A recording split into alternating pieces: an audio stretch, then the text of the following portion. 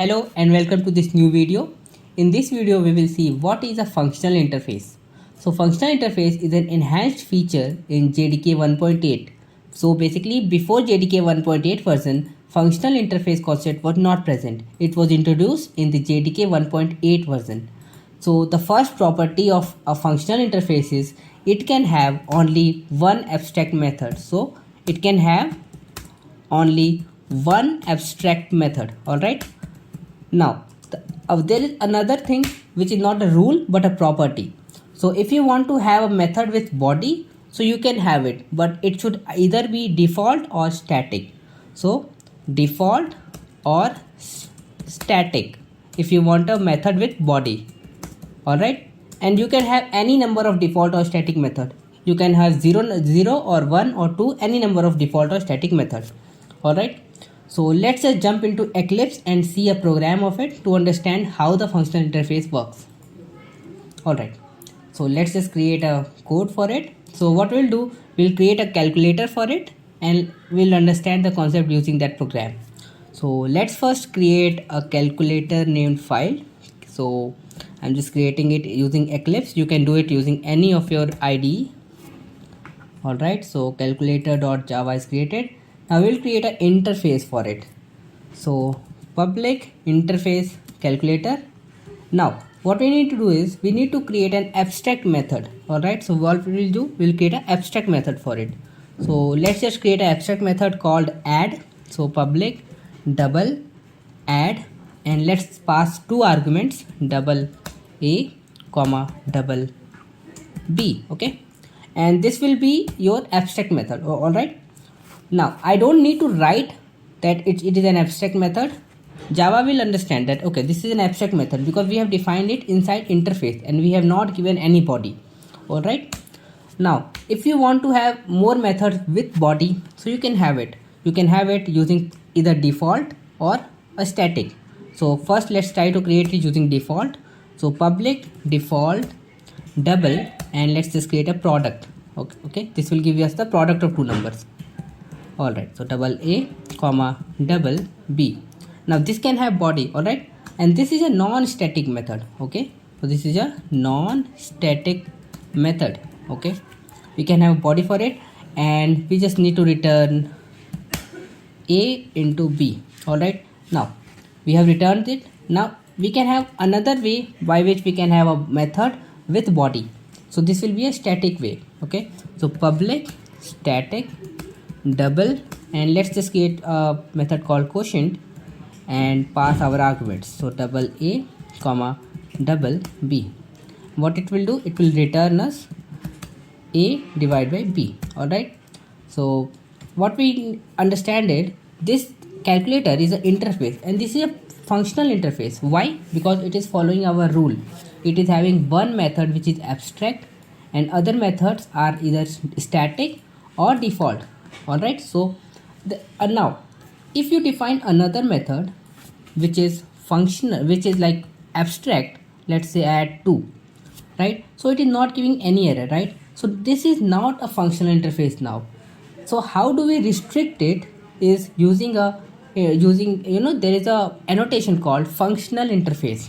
So if I write it as functional interface, now Java will make sure that I should not have any abstract method, more than one abstract method actually.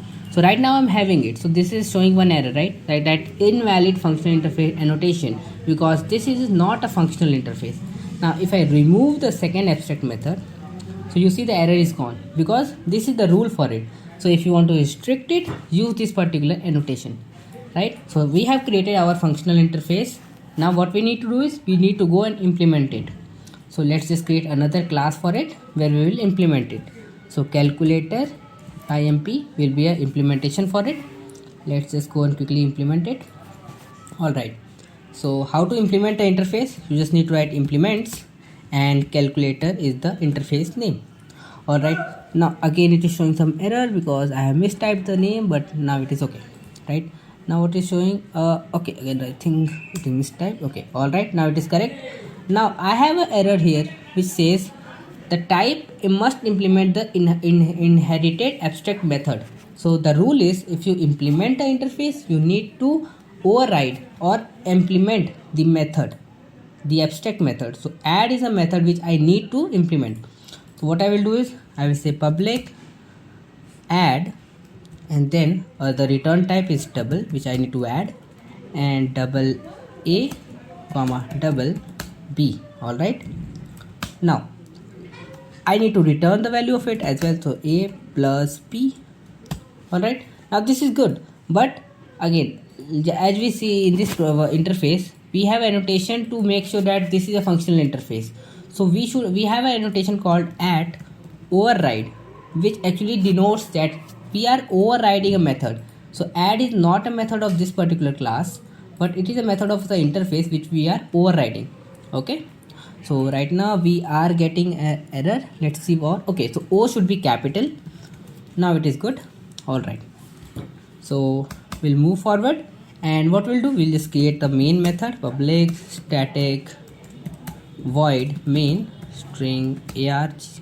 Now we will just call our program.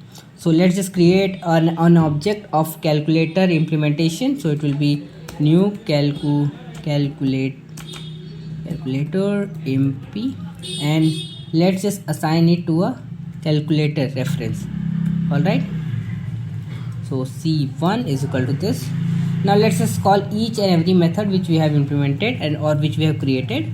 So it will be SOUT, and right, let me just copy this 3 times to call each all three methods.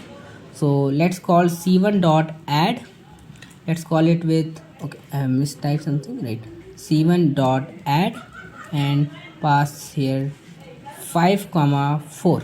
All right, now we can call c1 dot product, and we can have 3 comma, let's say 3 comma 5. Okay, and again, now if you want to call the third method quotient, we do not need to call it using the reference. We can call it directly using the calculator interface because it is static.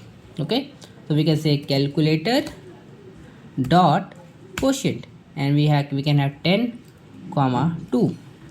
Let's just quickly run this program and see the output. So once we run it, and okay, so see, we have got our output. 5 plus 4 is 9, product 3 into 5 is 15, and 10 divided by 2 is 5. So we have seen the implementation of this functional interface as well. So this is our complete program to understand what is a functional interface.